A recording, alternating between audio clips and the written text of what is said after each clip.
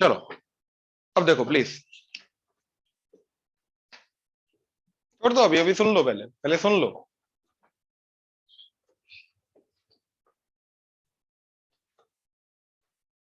अरे छोड़ दो, सुन लो, जहां पे है वहीं पे फेंक दो, कोई दिक्कत नहीं, कुछ नहीं होता यार, कहां जाएगी यहां से। चलो please, maximum number of distinct elements है ना,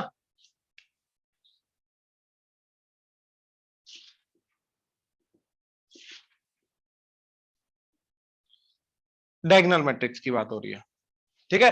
तो हमने इसके अंदर क्या निकाला था, n+1। ये +1 क्यों आया था, बिकॉज ऑफ दीज जीरो। लेकिन अगर ये है ही नहीं, यहाँ पे कोई एलिमेंट ही नहीं है, तो ये +1 लगाना गलत होगा। और वो कौन से केस में होगा, 1x1। तो 1x1 वाली जो मैट्रिक्स है उसके अंदर तो सिर्फ यही होगा ना, तो उसके अंदर तो सिर्फ कितने डिस्टिंक्ट एलिमेंट्स आएंगे, 1। लेकिन इस फॉर्मूला के अकॉर्डिंग चले वो 2 दे देगा, क्यों, क्योंकि वो जीरो को भी काउंट करेगा, लेकिन यहाँ पे तो जीरो आएगा ही नहीं। तो हम यहाँ पे ये चीज जरूर बोल सकते हैं कि n+1 for n is greater than equal to 2। अगर 2 की है फिर चलेगा a b 0 0। अब डिस्टिंक्ट एलिमेंट्स हमारे 3 आ रहे हैं, तो 2 + 1 3 हो जाएगा। लेकिन अगर n हमारा 1 है तो उसके लिए नंबर ऑफ डिस्टिंक्ट एलिमेंट्स 1 ही आएगा, एक इंडिविजुअल एलिमेंट जो प्रेजेंट है, दैट्स इट। ये समझे ना, उसके केस में जीरो को काउंट नहीं करेंगे, ठीक है, श्योर। चलो अब आगे चलते हैं।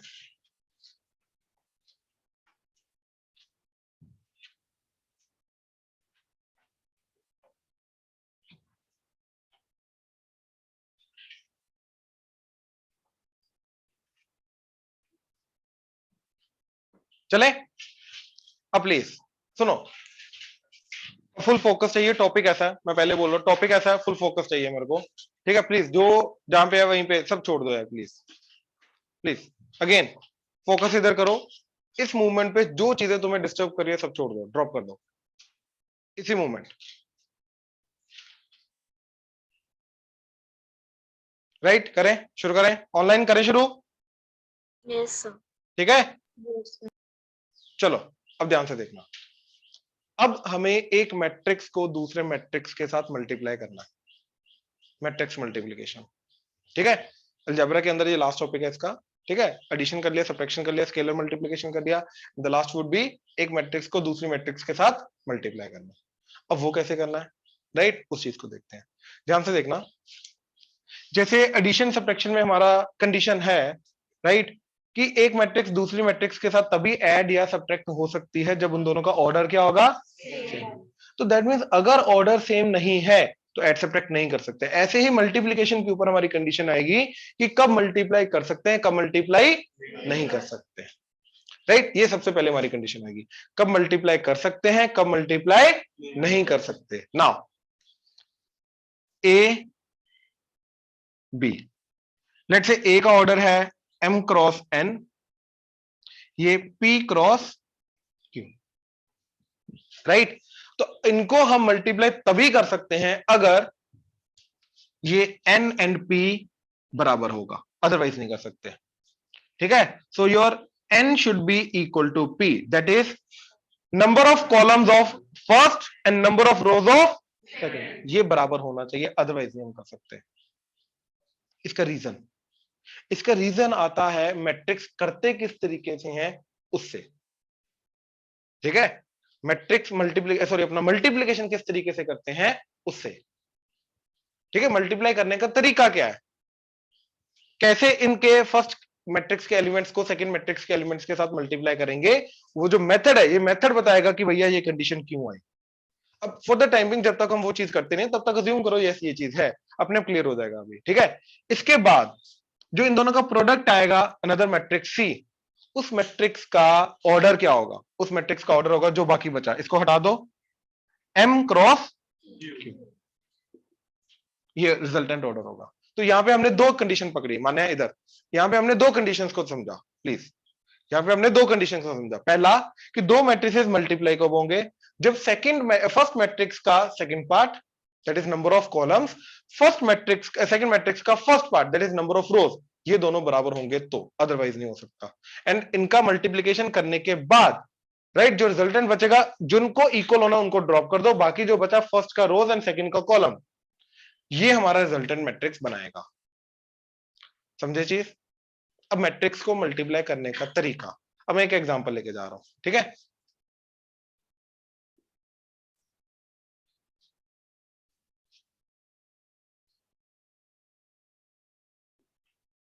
क्या ऑर्डर है इसका?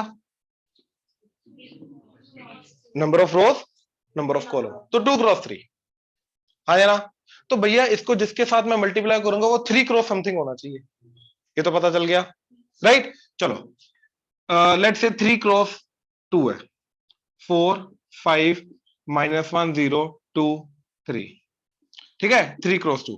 तो अब देखो ये और ये मैच कर गया, तो यस इनका मल्टीप्लीकेशन पॉसिबल है। अब मल्टीप्लीकेशन करके जो रिजल्टेंट मैट्रिक्स आएगी, पहली बात तो वो क्या होगी, वो 2 क्रॉस 2 होगी,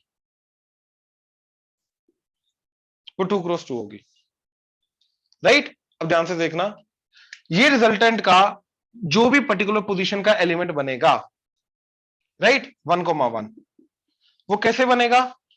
रिजल्टेंट का जो पोजीशन का होगा, राइट, 1,1, वो कैसे होगा? रो 1 को कॉलम 1 के साथ मल्टीप्लाई करना। हमेशा हमें क्या करना है, फर्स्ट मैट्रिक्स का रो पकड़ना है, सेकंड मैट्रिक्स का कॉलम पकड़ना है।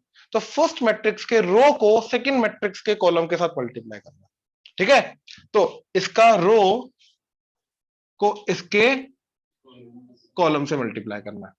अब इसका देखो, मेरे को अगर इसका फर्स्ट 1,1 पोजीशन का एलिमेंट ढूंढना है, तो 1,1 पोजीशन का जो एलिमेंट मिलेगा वो मेरे को कैसे मिलेगा?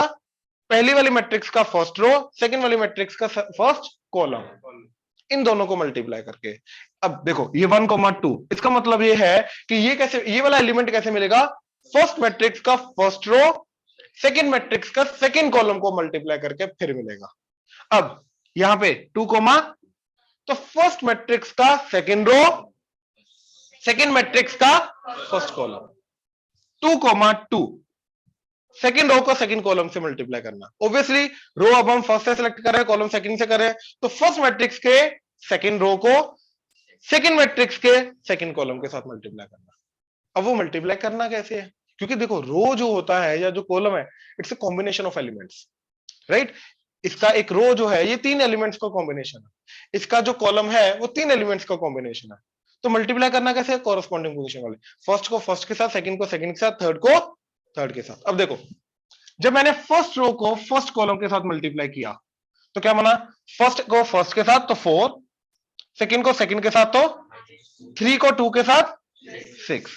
अब इनका ये जो भी वैल्यू बनेगी, ये भैया मेरा फर्स्ट रो को फर्स्ट कॉलम के साथ मल्टीप्लाई करके आ गया, और वो मेरे को क्या देगा? वो रिजल्टेंट का एक सिंगल एलिमेंट देगा। कौन सा एलिमेंट? 1,1, क्योंकि वो रो 1 को कॉलम 1 से मल्टीप्लाई करके आया। तो क्या आ जाएगा इधर? क्या आ गया? 8, तो इधर आ गया 8, बात खत्म। अब सेम रो को कॉलम 2 के साथ करना है, तो 1 इंटू 5 5, 2 इंटू 0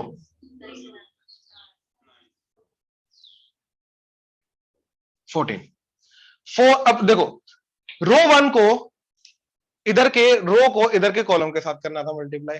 अब धीरे धीरे करके ना ये सारी कंडीशंस वगैरह सब कुछ एकदम A to Z क्लियर होगा, ध्यान से समझना। अब देखो मैंने इधर की रो 1 पकड़ी भैया, इधर कितने कॉलम थे? तो रो 1 को कॉलम 1 के साथ, रो 1 को कॉलम 2 के साथ, तो रो 1 का काम खत्म।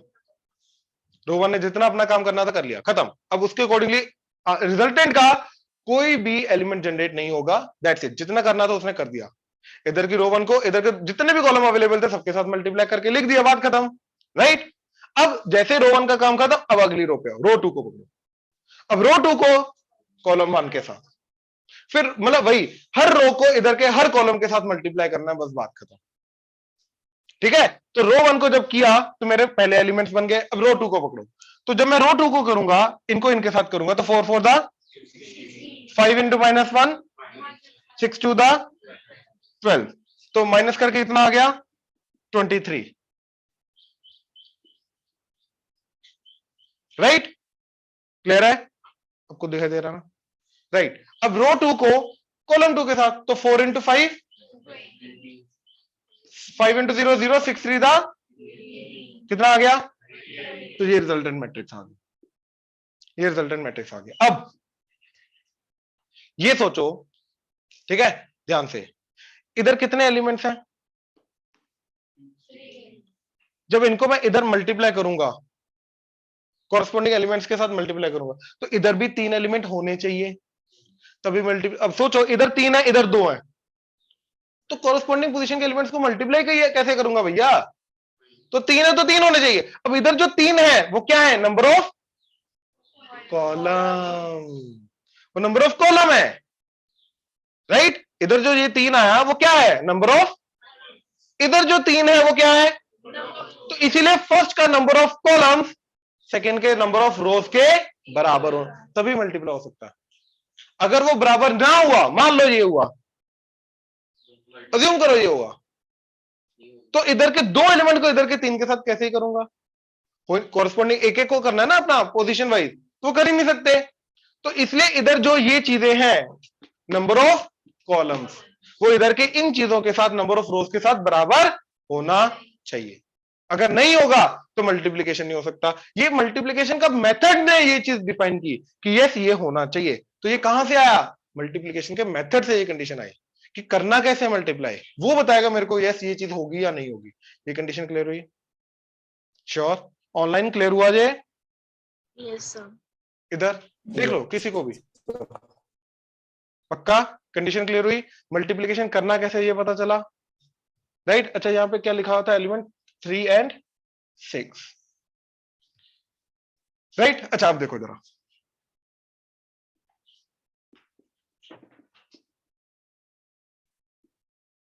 ठीक है। तो इसके अंदर था हमारे पास R1 and R2, that means हमारे पास था रो 1 एंड रो 2। इधर था कॉलम 1 एंड, तो R1 इंटू C1 किया तो क्या आया? 1,1 एलिमेंट। R1 इंटू C2 किया तो क्या आया? 1,2 एलिमेंट। 2 इंटू 1 किया तो क्या आया? 2 इंटू 2 किया तो क्या आया?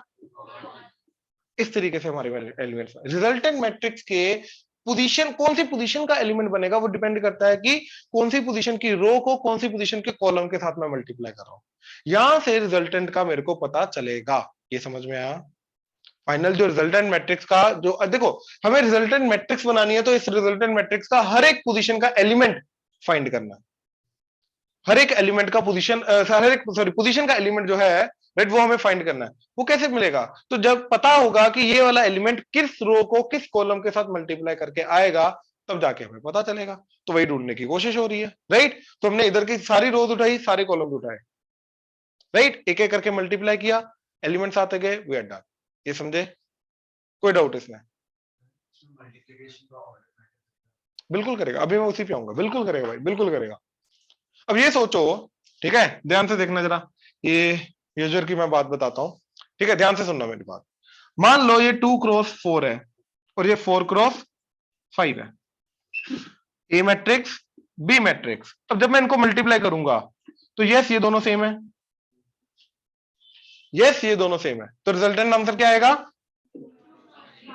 अच्छा, अगर मैंने बी इधर रखा, ए इधर रखा, तो ये आ जाएगा 4x5 ऑर्डर, इसका ऑर्डर बाद में, दैट इज 2x। अब ये मल्टीप्लाई ही नहीं हो सकता क्योंकि ये बराबर नहीं है। तो yes, in matrix it is possible कि अगर ए बी पॉसिबल है, दैट मींस ए का बी के साथ प्रोडक्ट पॉसिबल, ए पहले बी बाद में, तो हो सकता है बी ए पॉसिबल भी ना हो। ये हो सकता है बी ए पॉसिबल भी ना हो, राइट। अच्छा, अब ये सोचते हैं कि किस केस में ए बी और बी ए दोनों पॉसिबल हो सकते हैं,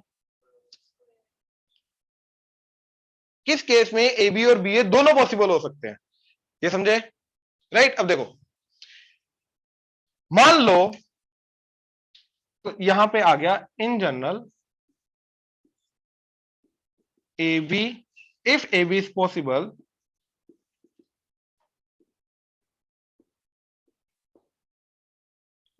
B A might not B.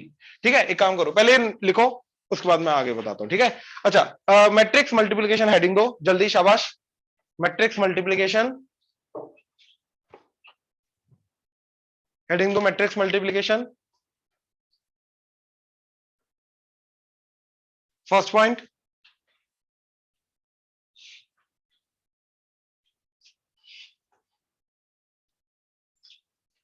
for A into B to be possible,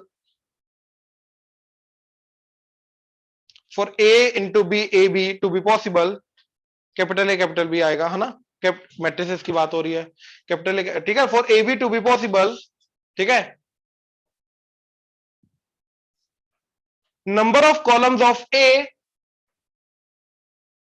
number of columns of A must be equal to number of rows of B.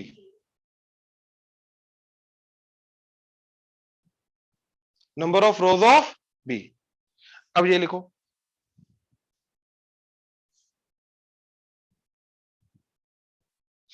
ठीक है, A into B, इसका order ये है, इसका order ये है, तो ये दोनों बराबर होने चाहिए, एंड बराबर होने के बाद जो रिजल्टेंट आएगा उसका ऑर्डर जाएगा, जो इक्वल है उनको हटा दो, जो रिमेनिंग है दैट इज इट, वो ऑर्डर आ जाएगा, that is M cross Q आ जाएगा.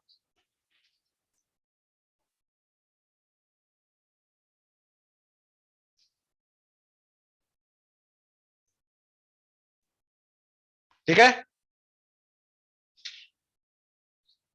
ऑनलाइन क्लियर है यहां तक? Yes, sir. ठीक है,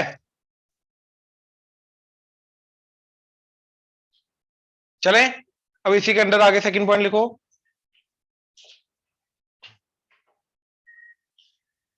multiply A with B,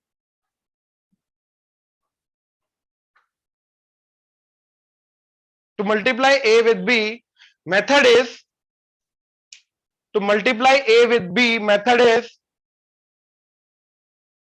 multiply row of the first, multiply row of the first, row of the first, first के ब्रैकेट में a लिख दो, ब्रैकेट में a लिख दो, with the column of second,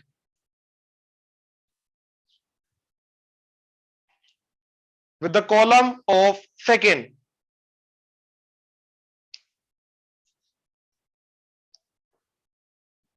ठीक है, multiply row of the first with the column of second, element by element position wise, element by element position wise. ये क्लियर हुआ? Element by element position wise, ठीक है, first की रो को second के column के साथ मल्टीप्लाई करना है, element by element, also position wise, first की फर्स्ट को, सेकंड का सेकंड को, थर्ड का थर्ड को, that's it.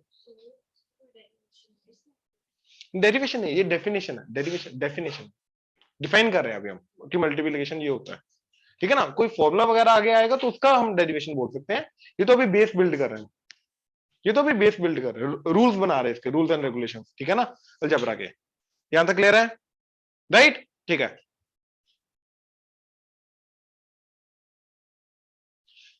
Third point,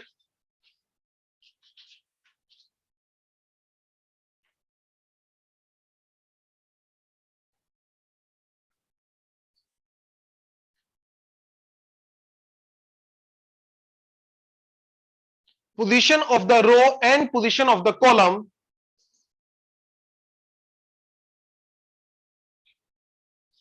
position of the row and position of the column,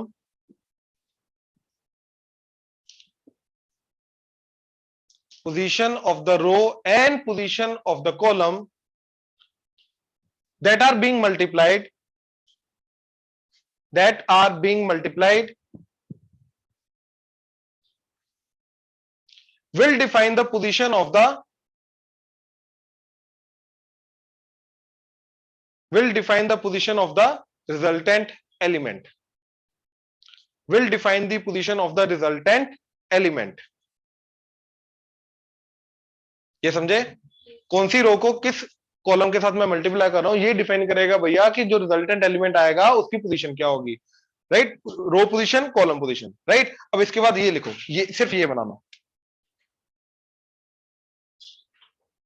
right, सिर्फ ये,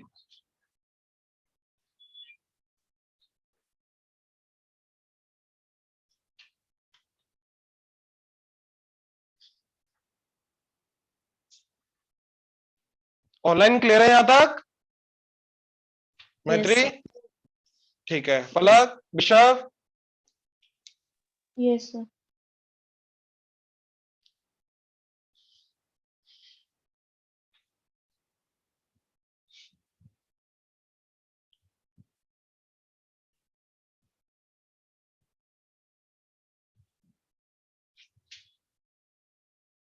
चलें एग्जाम्पल।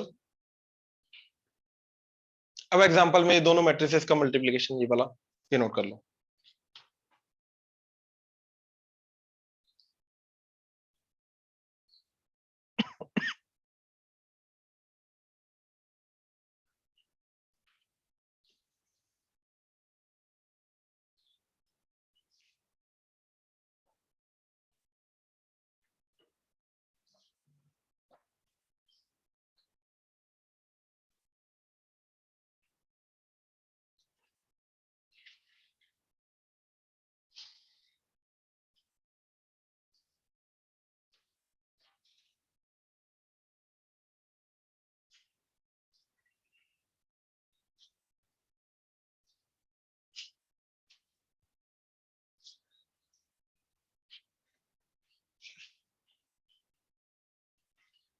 डन, चलें।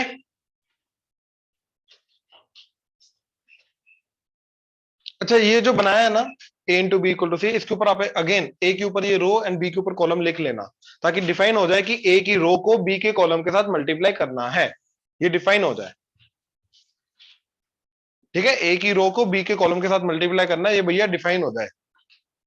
ठीक है, ये अभी लिखवाना मेरे को, अभी लिखवाना। यहां तक क्लियर है? कोई दिक्कत? मल्टीप्लीकेशन क्लियर हुआ? कंडीशन क्लियर हुई? ऑनलाइन क्लियर हुआ मल्टीप्लीकेशन? Yes, sir. sir. ठीक है, अब लिखो इंपॉर्टेंट पॉइंट्स।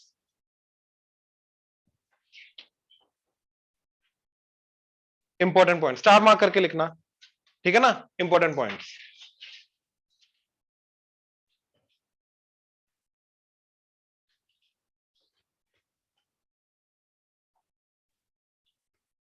देखो, अगर A हमारा M क्रॉस N मैट्रिक्स है, B P cross Q matrix है, तो फर्स्ट पॉइंट में ये आएगा कि AB को डिफाइन होने के लिए, right, M cross N P cross Q, यानी कि N must be equal to P। ये तो बिल्कुल बेसिक कंडीशन आ गई है ना। अच्छा, अब सेकंड पॉइंट में for BA to be defined, तो B का पहले लिखो P cross Q and M cross N। अब इनको बराबर होना चाहिए, यानी कि Q must be equal to N, Q must be equal to M। ये क्लियर हुआ? श्योर? अच्छा, third, for AB and BA दोनों को डिफाइन होने के लिए, अब दोनों को डिफाइन होना है, तो दोनों को डिफाइन होने के लिए N must be equal to P and M must be equal to, भैया ये दोनों होनी चाहिए, बड़ी सिंपल सी बात है। अब यहां से हमें रिजल्ट मिला क्या? रिजल्ट क्या मिला?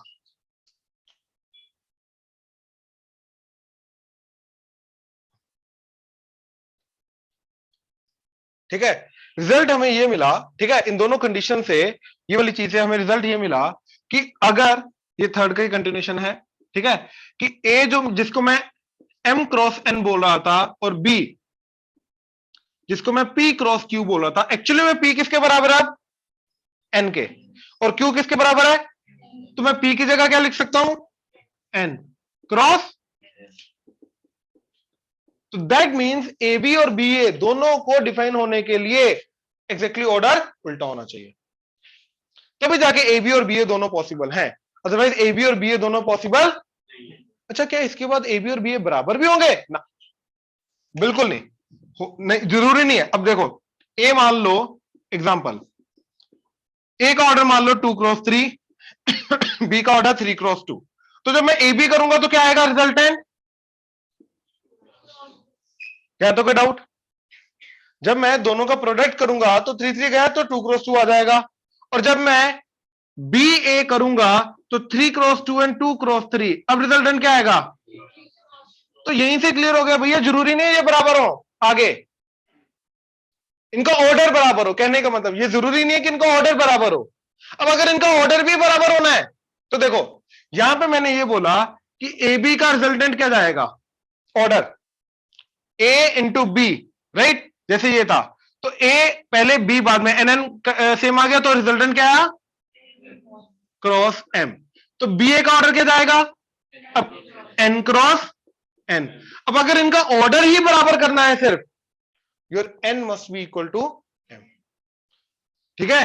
For A B and B A to be of same order, ठीक है, your N must be equal to M. That means दोनों के दोनों स्क्वायर मैट्रिक्स होने चाहिए सेम ऑर्डर के, तभी जाके ए बी और बी ए दोनों डिफाइंड होंगे एंड दोनों का ऑर्डर क्या आएगा, सेम। अच्छा, ए बी एंड बी ए क्या इक्वल आएंगे स्टिल ना, ऑर्डर सेम आएगा। अब दोबारा से शुरू से, तो सबसे पहली कंडीशन क्या थी, ए बी को डिफाइन होने के लिए, बी ए को डिफाइन होने के लिए, अब दोनों को डिफाइन होने के लिए तो दोनों कंडीशन आनी चाहिए। अब दोनों कंडीशन आने का मतलब ए बी, ए और बी का इन दैट केस जो ऑर्डर होगा वो उल्टा हो जाएगा, right. A B and B A का ऑर्डर उल्टा हो जाएगा, तो ए का ऑर्डर क्या आ गया, ए बी का M cross M, B A का N cross N in that case.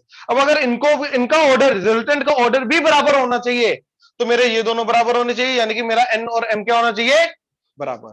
तो इन दैट केस दोनों को दोनों स्क्वायर मैट्रिक्स होने चाहिए ऑफ दिस सेम ऑर्डर, तब जाके ए बी और बी ए का ऑर्डर क्या आएगा, सेम। बट क्या ए बी और बी ए स्टिल सेम आएगा, नो, ये जरूरी नहीं। ये समझ में आया।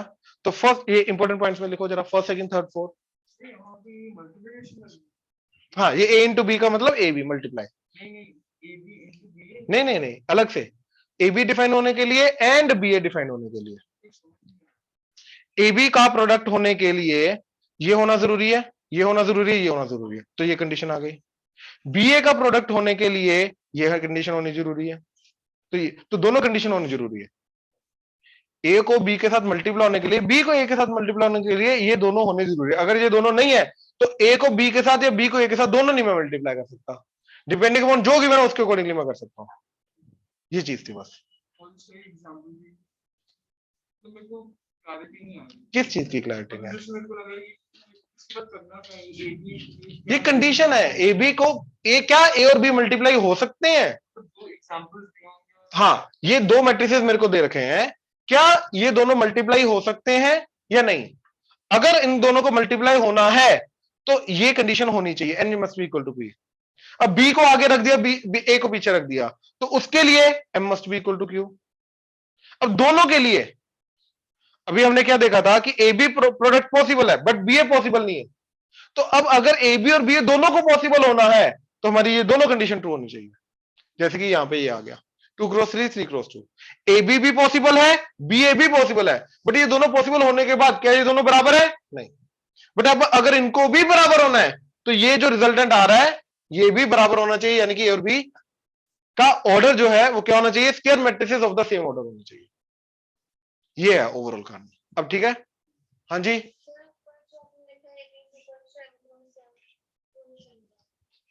देखो अब अगर ए ये है, बी ये है, ए पहले बी बाद में, एन एन कटेगा तो रिजल्टेंट का एम क्रॉस एम आ जाएगा, तो ए बी का ऑर्डर आएगा एम क्रॉस एम, ये ऑर्डर है ए बी का। बी ए का तो बी पहले लिखेंगे, एन क्रॉस एम पहले लिखेंगे,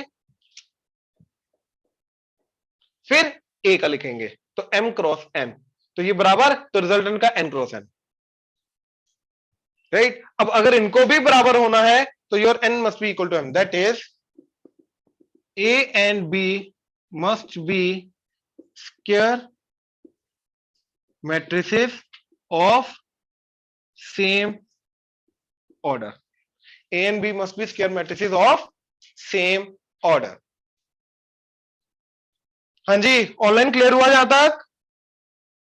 Yes, sir. Yes, sir. ठीक है,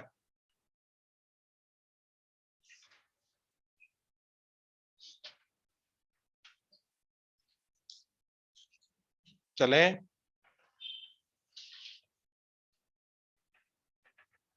चरमोल,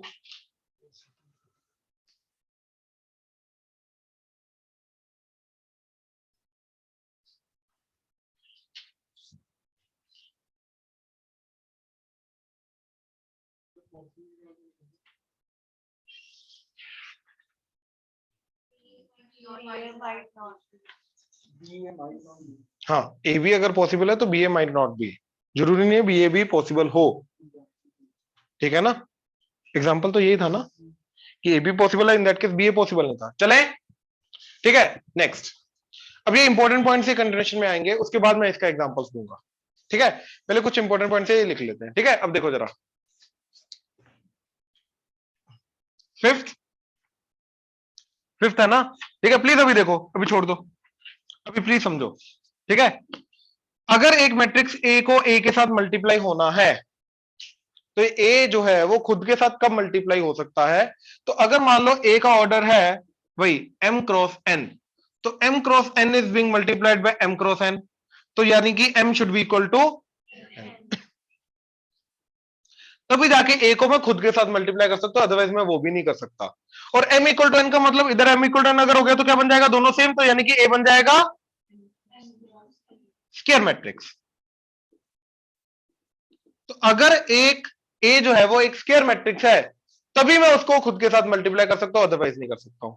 अब मल्टीप्लाई करने के बाद जो रिजल्टेंट आएगा वो, अब देखो ये इक्वल है, तो इसका रिजल्टेंट क्या आएगा, m क्रॉस n, और m और n बराबर है, तो यानी कि अगेन m स्क्वायर ही आ जाएगा ऑर्डर। तो कहने का मतलब है इन शॉर्ट कि अगर मेरा स्क्वायर मैट्रिक्स है जैसे 2 क्रॉस 2, और उसको खुद के साथ मल्टीप्लाई किया 2 क्रॉस 2, तो जो रिजल्टेंट आएगा वो भी क्या आएगा, 2 क्रॉस 2। क्लियर है? ऑनलाइन क्लियर है यहां तक? Yes, sir. श्योर? ठीक है। अच्छा, अब इसको लिखने का तरीका, ए इन, तो A dot A square, A that is A square into A लिख लो, या फिर इसको ए इंटू ए स्क्वायर बोल लो, दैट इज ए क्यूब के बराबर हो जाएगा। ठीक है, बेसिकली ए की पावर्स इस तरीके से बढ़ती जाएंगी। तो ए की पावर 10 का मतलब क्या है कि ए को मैंने खुद के साथ 10 टाइम्स मल्टीप्लाई किया, और वो किसी भी ऑर्डर में करो, ए की बार 5 इंटू ए की बार 5 करो, ए की बार 5 इंटू ए की बार 2 इंटू ए की बार 2 इंटू ए की बार 1 करो, वो जैसे मर्जी करो, उससे फर्क नहीं पड़ता। ठीक है ना, मैं यहां पे वही चीज समझा रहा हूं कि ए क्यूब है, तो वो चाहे ए स्क्वायर को ए से करो या ए को ए स्क्वायर से करो, इट डज नॉट मैटर, वो सेम चीज आएगी। ठीक है, सिमिलरली ए की पावर एन तक इस तरीके से जाया जा सकता है, यानी कि अगर एक मैट्रिक्स को खुद के साथ मल्टीप्लाई कर रहा हूं, यस वो पावर में जाना शुरू हो जाएगा, एक मैट्रिक्स की पावर में जाना शुरू हो जाएगा। राइट, तो पावर कैसे रेज करें, एक मैट्रिक्स को खुद के साथ मल्टीप्लाई कर करके कर करके कर करके, दैट्स इट। ये समझे? श्योर? चले, ठीक है। अच्छा, sixth, if A B is equal to B A, अब इसका मतलब ये है ए बी और बी ए बराबर होने का, उनका ऑर्डर भी सेम है और कॉरेस्पॉन्डिंग एलिमेंट्स भी सेम आ रहे हैं। ये अगर ये हुआ तो दैट केस हम बोलते हैं कि ए एंड बी कम्यूट। तो इन दैट केस हम क्या बोलते हैं, वर्ड यूज करते हैं, ये क्वेश्चन में डायरेक्टली वर्ड यूज होता है, if A and B commute, इसका मतलब क्या है कि A B is equal to, ये चीज समझ लो। अच्छा, अगर A B is equal to minus B A है, तो एंटी कम्यूट, नेगेटिव के कारण इसको एंटी कम्यूट बोल देते हैं। टर्म्स है जो डिफाइन कर रहे हैं अभी अगेन। ठीक है ना, ए बी अगर बी ए के बराबर हो गया तो A and B commute, A B अगर equal to minus of B हो गया तो anti commute, anti commute, right. अच्छा, अब ए इंटू अगर मैं बी प्लस सी कर रहा हूं, ए को मैं बी प्लस सी कर रहा हूं, यानी कि बी एंड सी के सम के साथ ए को मैं मल्टीप्लाई कर रहा हूं, राइट। तो ये क्या बन जाएगा, ए का बी के साथ प्रोडक्ट, ऑर्डर सेम रखना है, मतलब ए अगर पहले लिखा है तो उसको पहले ही लिखना है, ए का सी के साथ भी प्रोडक्ट जो आएगा ए को उसके अंदर भी पहले ही लिखना है। अच्छा, अगर ऐसा है तो यहां पे अब क्या आएगा, बी को ए के साथ करेंगे तो B A plus C A. अच्छा, A plus B into C plus D, तो ए का सी के साथ ए सी, ऑर्डर ध्यान देना, ऑर्डर जो पहले उसको पहले लिखना है, जो बाद में उसको बाद में लिखना है, तो A C A D, B C plus B D, इसी तरीके से। अच्छा, अगर इसी के अंदर मैं बोलूं ए प्लस बी का स्क्वायर, ठीक है, ए प्लस बी का स्क्वायर, तो इसको मैं लिख सकता हूं ए प्लस बी इंटू, ध्यान से देखो, किसी भी मैट्रिक्स के स्क्वायर को क्या लिख सकते हैं, वही मैट्रिक्स इंटू वही मैट्रिक्स, तो ए प्लस बी अपने आप में जो मैट्रिक्स है उसका स्क्वायर हो रहा है, तो वही मैट्रिक्स इंटू वही मैट्रिक्स, हाँ या ना। अब ध्यान से देखना कमाल, क्या बनेगा, A square plus A B plus B square. अब भैया ए बी और बी ए तो बराबर ही नहीं है इन जनरल, तो इसको मैं 2ab नहीं लिख सकता, इसको मैं 2ab नहीं लिख सकता। यानी कि नॉर्मल आइडेंटिटी वाले जो रूल्स थे हमारे, नॉर्मल अलजेब्रा की आइडेंटिटी वाले रूल्स जो थे वो मैट्रिक्स के अंदर इन जनरल तो कब लगेंगे, ये कब लगेंगे जब दोनों मैट्रिसेस अरे कम्यूट करेंगे, ए बी और बी ए बराबर हो गए, अभी तो बोला है ना। देखो यहां पे 2ab बन जाना चाहिए, तो 2ab कब बनेगा भैया जब ए बी और बी ए ऐड हो जाए, कम्यूट होके ऐड हो जाए, मतलब ऐड हो जाए। ऐड हो तभी होगा जब ए बी और बी ए आपस में सेम हो जाए, कम्यूट हो जाए।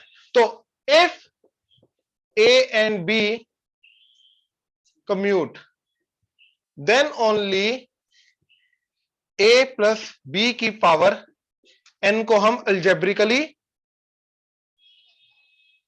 ओपन कर सकते हैं, अदरवाइज वो अल्जेब्रिकली ओपन नहीं हो सकती। मतलब अब देखो ए प्लस बी इंटू ए माइनस बी, ये ए स्क्वायर माइनस बी स्क्वायर तभी होगा जब ए और बी कम्यूट करेंगे, अदरवाइज नहीं हो सकता। समझे, करके देख लेते हैं। देखो ए प्लस बी इंटू क्या बनेगा, A square minus A B plus B A minus B square. अब minus A B plus B A के अगर मतलब ए बी अगर बी ए के बराबर हो गया कम्यूट करके, तो इसको मैं बी ए लिख सकता हूं, तो माइनस बी ए प्लस बी ए कट के ए स्क्वायर माइनस बी स्क्वायर बन जाएगा। तो तभी हुआ अगर ए एंड बी कम्यूट होंगे। तो नॉर्मल अल्जेब्रिकली मैं तभी इनको ओपन कर सकता हूं जब जो दो मैट्रिसेस की बात हो रही है अगर वो कम्यूट कर रहे हैं, तो अदरवाइज नहीं कर सकते। ये समझे, मैं करता हूं, जगह बनाने दे, मैं करता हूं।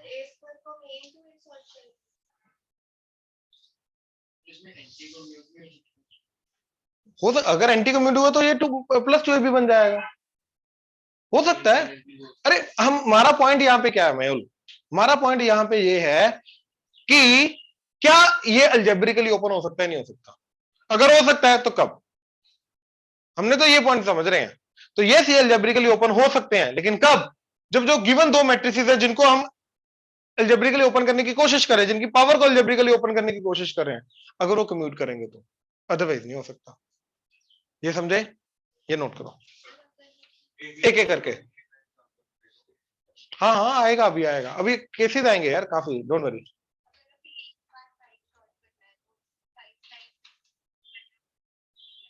या तो पैटर्न पहचानो,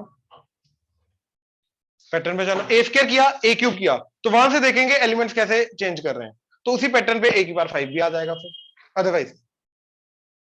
ऑनलाइन क्लियर है यहां तक? Yes, sir. ठीक है, कोई डाउट तो नहीं अभी तक? पलक, विशव? No, sir. Okay okay.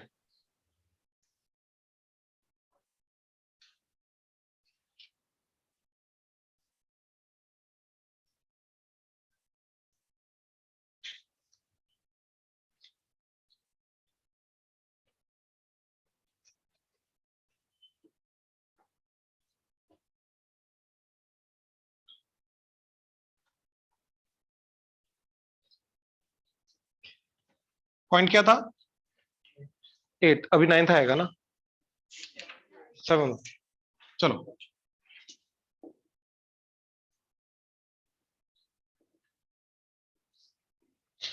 अभी सिर्फ सुनो, किसी भी मैट्रिक्स को अगर मैं आई से मल्टीप्लाई करूंगा पहले से या बाद में, वापस वो क्या आएगा, वही मैट्रिक्स, वही मैट्रिक्स आ जाएगा। ये आइडेंटिटी था नंबर 1 जो बिहेव करता है 1 की तरह, जो बिहेव करता है मैट्रिक्स, राइट। अब करके देखते हैं क्या आ रहा है नहीं आ रहा, क्योंकि मैट्रिक्स मल्टीप्लिकेशन अब भैया हमें आता है, हिमांशु ऊपर, मैट्रिक्स मल्टीप्लिकेशन अब हमें आता है, राइट। तो देखो ए बी सी डी मैंने इन जनरल लिया, ए बी सी डी कुछ भी हो सकता है एलिमेंट्स, राइट। अब ऑब्वियसली अगर इसका ऑर्डर 2 क्रॉस 2 है तो इसको किससे मल्टीप्लाई कर सकता हूं मैं, 2 क्रॉस 2 के साथ ही। तो मैंने 2 क्रॉस 2 की आइडेंटिटी मैट्रिक्स ली, तो क्या बनेगा, पहले ये 2 क्रॉस 2, रिजल्टेंट क्या आएगा, अब ये पहला एलिमेंट क्या आएगा, रो 1 को कॉलम 1 के साथ, तो रो 1 को कॉलम 1 के साथ, ए इंटू 1,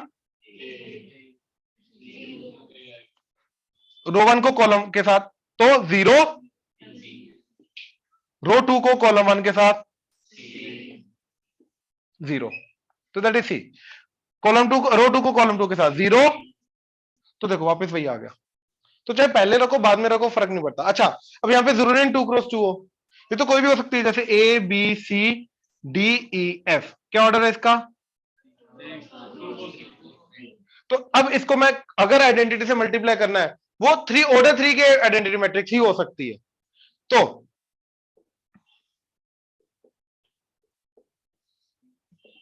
अब इनका रिजल्टेंट क्या जाएगा? 2 क्रॉस 3।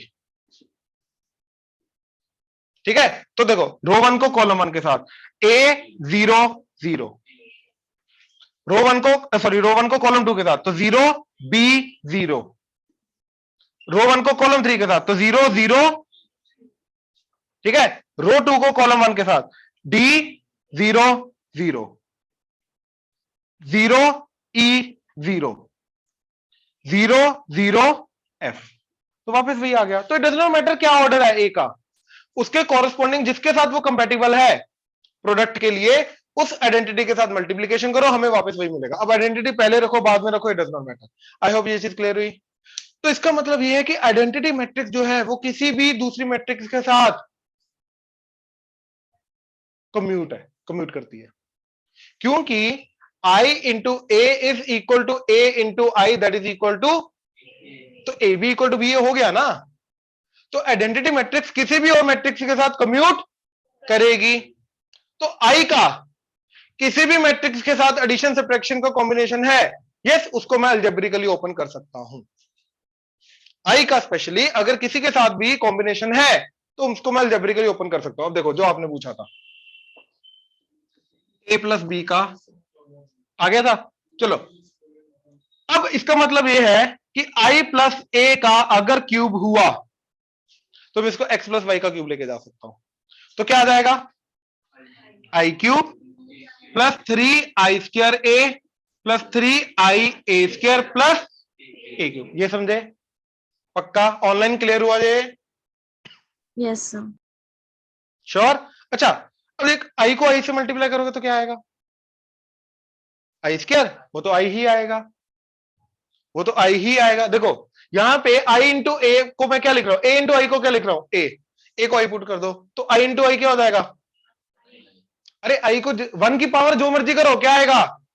तो आई की पावर जो मर्जी करो क्या आएगा? आई ही आएगा। तो आई क्यूब क्या कर लिखूंगा? प्लस, अब आई स्क्वायर इज आई, और आई इंटू ए करूंगा तो क्या आएगा? तो 3a प्लस प्लस, तो ये बना मेरा फाइनल। मैनिपुलेशन देख रहे हो ना? ये समझ में आ रहा है? पक्का? ऑनलाइन क्लियर हुआ? Yes, sir. ए क्यूब क्यों ए आएगा? वो तो ए स्क्वायर ही आएगा, ए क्यूब आएगा, जो भी उसकी पावर करेंगे। आई के लिए ये चीज ट्रू है, यानी कि आई के लिए मैं क्या बोल सकता हूं अब कि आई स्क्वायर इज आई। भाई 2 का स्क्वायर 2 नहीं होता, 1 का स्क्वायर 1 होता, तो 1 के लिए ये प्रॉपर्टी चलेगी ना सिर्फ, तो आई के लिए प्रॉपर्टी चलेगी। तो आई का क्यूब आई, आई की पावर n वो भी आई। ये समझे? पक्का? ऑनलाइन क्लियर है यहां तक? Yes. ये नोट Yes. करो, करो करो नोट करो।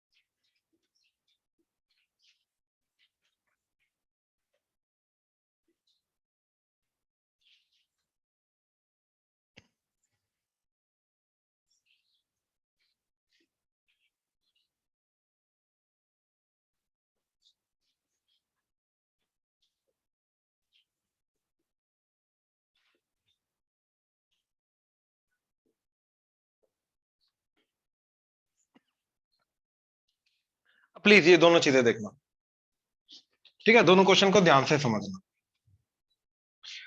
क्या बोल रहा है, ठीक है, प्लीज इधर सारे। सबसे पहले ए मैट्रिक्स ये दे रखी है, वो बोल रहा है कि ए मैट्रिक्स इस इक्वेशन को सेटिस्फाई करता है, यानी कि your A square must be equal to 8 into A plus K into I, I is identity. अब ये बोलने की जरूरत नहीं है। और ए का जो ऑर्डर रहेगा, अब देखो, जब मैं किसी भी मैट्रिक्स को 8 से मल्टीप्लाई करूंगा तो हर एक एलिमेंट 8 से मल्टीप्लाई हो जाएगा, क्या उसका ऑर्डर चेंज करेगा? नहीं। तो इसका ऑर्डर ए का ऑर्डर रहेगा, इसका ऑर्डर आई का ऑर्डर रहेगा। अब अगर एड सब्ट्रैक्ट हो रहे हैं तो आई का ऑर्डर और ए का ऑर्डर क्या होना चाहिए? अब ए स्क्वायर को मैं ए के बराबर कर रहा हूं, वो तभी हो सकता है जब ए स्क्वायर का ऑर्डर ए के बराबर हो। तो ए स्क्वायर का ऑर्डर क्या होगा? अगर ए का ऑर्डर एन क्रॉस एन है तभी मैं ए स्क्वायर कर सकता हूं। तो एन क्रॉस एन स्क्वायर करने के बाद भी ऑर्डर एन क्रॉस एन, और इसका भी एन क्रॉस एन। तो यानी कि ए स्क्वायर मैट्रिक्स है 2 दे रखा है, बिल्कुल बात खत्म। तो ये छोटी छोटी कंडीशन मेरे को क्लियर हो गई कि यस ये कब पॉसिबल है, कब पॉसिबल नहीं है। बिल्कुल अपने को जो क्वेश्चन में एक ही बना है वो बिल्कुल इस कंडीशंस को सेटिस्फाई कर रहा है। अगर यहाँ पे 2 क्रॉस 3 होता तो ये ना होता, पॉसिबल ही ना हो पाता। ये समझ में आ रहा है? पक्का? ठीक है, नेक्स्ट। अब कुछ नहीं करना, ए स्क्वायर निकालना है, ए पुट, ये पुट करना और कुछ नहीं करना।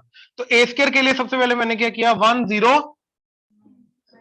इंटू 1 0, तो ए को खुद के साथ मल्टीप्लाई कर रहे हैं, बस बात खत्म। तो क्या आ गया, दिस इंटू दिस, तो 1 0 1, दिस इंटू दिस तो 0 0, दिस इंटू दिस तो -1 -7, दिस इंटू दिस तो 0, तो ये आ गया ए स्क्वायर। तो your A square this must be equal to 8 into A, ठीक है, दिस, चलो दोबारा लिखता हूं।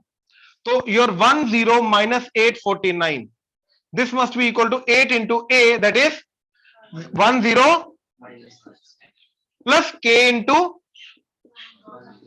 आई, राइट। तो अब देखो 8 plus K, that must be equal to, हाँ या ना? अच्छा, 0 plus 0 must be equal to, बिल्कुल सही है। -8 plus 0 must be equal to -8, बिल्कुल सही। 49 मस्ट बी इक्वल टू 8 7 दा, तो that is equal to 56 plus, अब इन दोनों से जो के आना चाहिए वो क्या होना चाहिए? सेम। अगर सेम ना हुआ तो देयर एग्जिस्ट नो के, और अगर सेम हुआ तो आ जाएगा। भाई बाहर से आ रही है आवाज, ओके, ये क्लियर हुआ? क्या हुआ? Okay,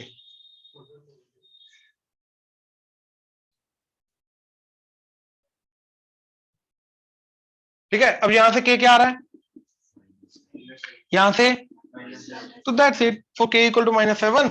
yes this statement is true if a is this. बात करो, क्लियर हुआ? ऑनलाइन क्लियर है? Yes, sir. इधर किसी को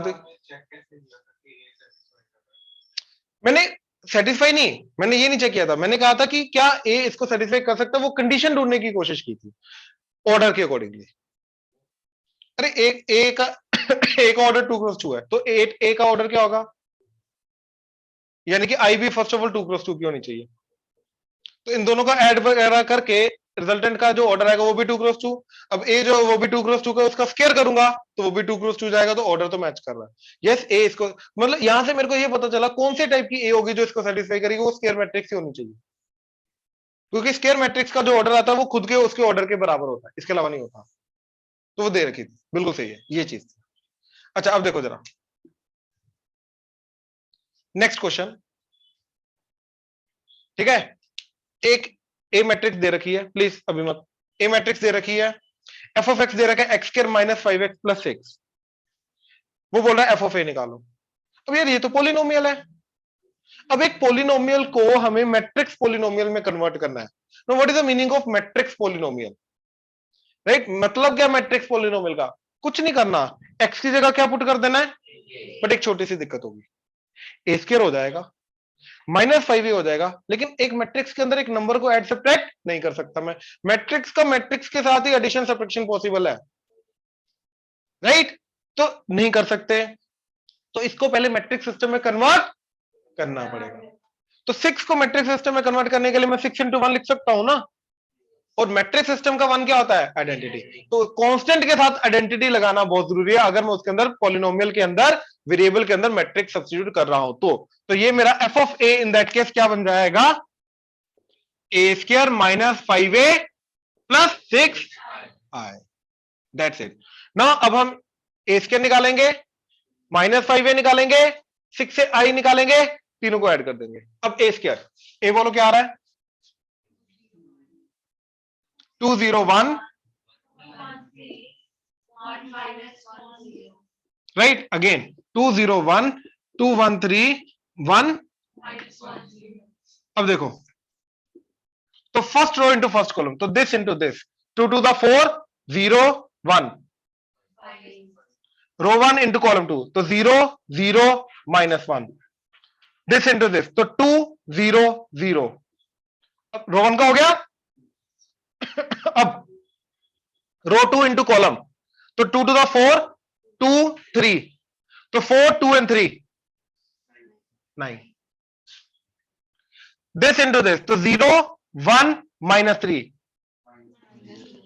2 3 0, 2 माइनस 2 0, ठीक है, 2 माइनस 2 0, तो ये भी 0, 0 माइनस 1 0, 1 माइनस 3 0, तो ये आ गया ए स्क्वायर। ठीक है, ये आ गया ए स्क्वायर। अब कुछ नहीं करना, वैल्यू पुट करनी है। तो यहां पे A square that is 5 9 0 minus 5a, तो माइनस 5 इंटू ए, 201 213 प्लस 6i,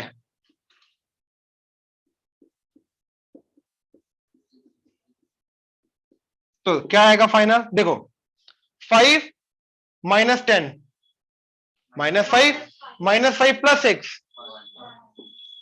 ठीक है, minus 1 0 0, 2 minus 5 0, 9 minus 10 minus 1 0 minus 1, minus 2 minus 5 minus 7 plus 6, 5 minus 15 minus 10 and 0 minus 10, 0 minus 5 minus 5 and 0 minus 1 plus 5, ठीक है, minus 1 plus 5 4, 4 and 0 minus 2 0 minus 2 and plus 6, done. तो ये इस matrix polynomial का answer है F of A. I hope clear हुआ? Sure? तो basics of matrix multiplication हमने किया है, इसी को आगे कल कंटिन्यू करेंगे एंड आगे वाला मेथड भी और देखेंगे। ये नोट कर लो।